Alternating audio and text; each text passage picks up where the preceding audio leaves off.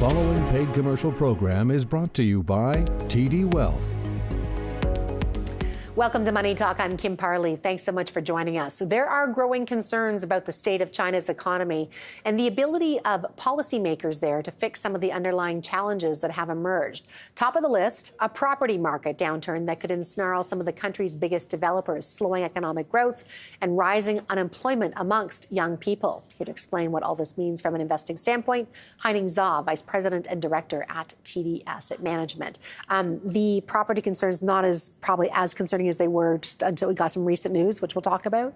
But maybe you could just start by taking us through what you see some of the main reasons are that China is experiencing a slowdown. Right. There is a very old Chinese saying that 3 feet of ice is not a result of one-day cold.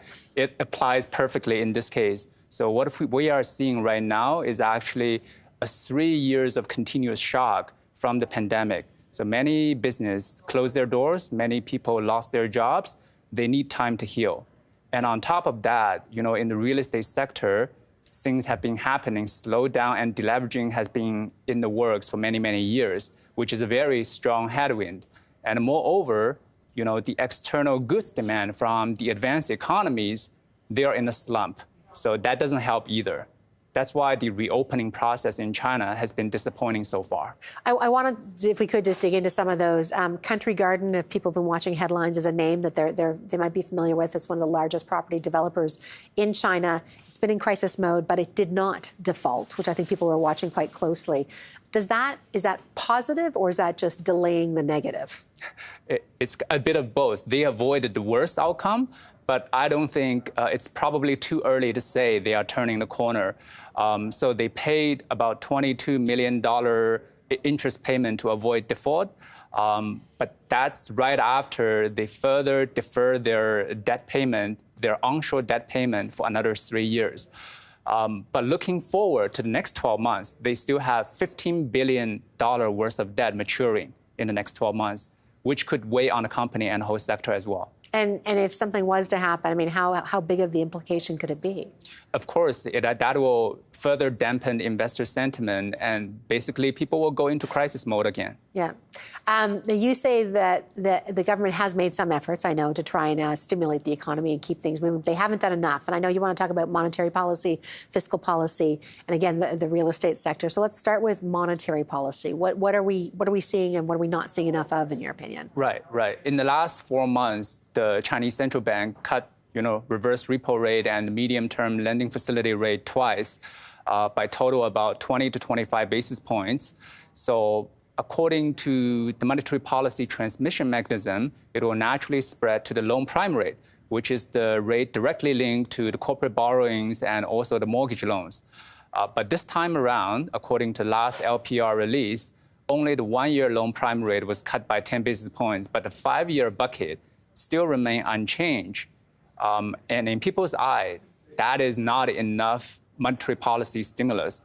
That happens for a reason, because the Chinese government want to keep the banking sector profit, because banking play a very important role helping the government, keeping a very steady credit growth.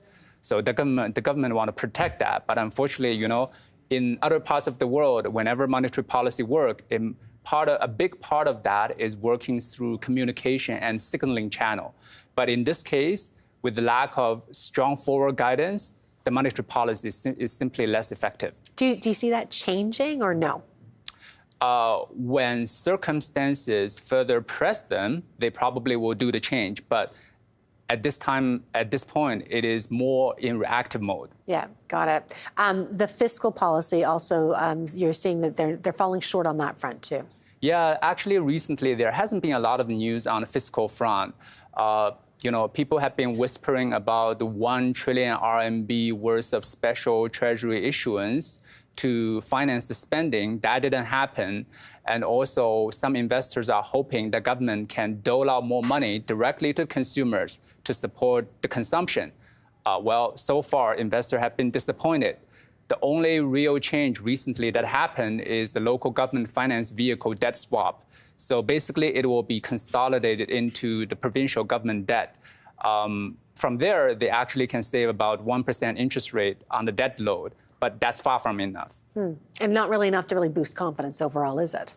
No, because for many provincial government, their debt load is actually already very high. So it's far from confidence boosting. Okay, and then sticking with the confidence side, the real estate side of things, you touched on it. I mean, in terms of Country Garden, we deferred a big problem. Where do you see this? How do you see this playing out? Right. In the real estate area, there are many policy changes because, as we mentioned before, real estate is one of the most difficult areas within the economy right now. So there are a couple of policy changes. Number one, the government, most of the purchase restrictions have been removed, especially for lower tier cities. And number two, the government changed the way they categorize the first-time home buyers, essentially making more people qualified as first-time home buyer. And number three, for any new purchase, they lowered the down payment and the mortgage financing rate. And lastly, and most importantly, in my opinion, most meaningful is they lowered the mortgage rate on existing mortgage stocks. So on average, that's about 50 basis change. So if you do the math on a 40 trillion RMB worth of mortgage balance, that amounts to a saving about 200 billion yuan a year for the consumer that they can use for additional consumption. So it makes the housing market more accessible, I guess, for people in terms of what they need to get into the market. I know another concern for you, though, is just obviously the job market for people who are younger, who want to buy the real estate probably at the same time, is it's hard to buy anything if you don't have any income coming in. Exactly. So right now, the state of the labor market, with people struggling to find employment and struggle to grow their income, for average middle class, it's a little bit out of their reach to buy a new home. Another issue, and I know something the government has done in the past, and I was asking you what it is something called the stamp duty. What is the stamp duty, and what did they do before, and what are they doing now? Right. Stamp duty is basically a tax every time you buy and sell stocks. Fundamentally speaking, it has minimal influence on whole economic growth. But in the last 20 years or so, there were 4 occasions that government cut the stamp duty tax, and every time the stock market got excited. Yeah. Particularly in 2008, stock market rallied up 10%, limit up the next day. But this time around, when they reduced the stamp duty tax, the next day the market opened up 5%, only traded down all the way to close up 1%. For anyone that pay attention to technical pattern, clearly that's a very bearish pattern. And then to add one more thing in there, because it sounds like, not that there's not enough from everything we just talked about, but you've got the Taiwanese elections coming up too.